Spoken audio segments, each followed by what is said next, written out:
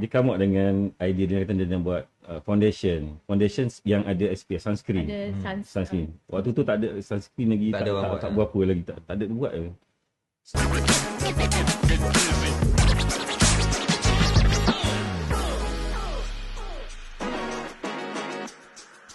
Adik dia ada 11 tu yang satu tu Azri lah. Azri dan family, adik-adik paksa kena tengok. Maksudnya jangan give up, Jangan give up, betul. Jangan give up. So then after that baru start, bila dia tengok tu pengikut dah ramai, followers dah ramai, dia baru start fikir of doing product. Tu dia I tanyalah apa you nak buat produk apa. Fikir ada tuan penasihat. Adik So dia come out dengan idea dia kata dia nak buat foundation yang ada SPF sunscreen. Ada Sunscreen. Waktu tu tak ada sunscreen lagi, tak berapa lagi, tak ada buat ke. So kita keluarkanlah sunscreen kita yang kita panggil dulu sunblock.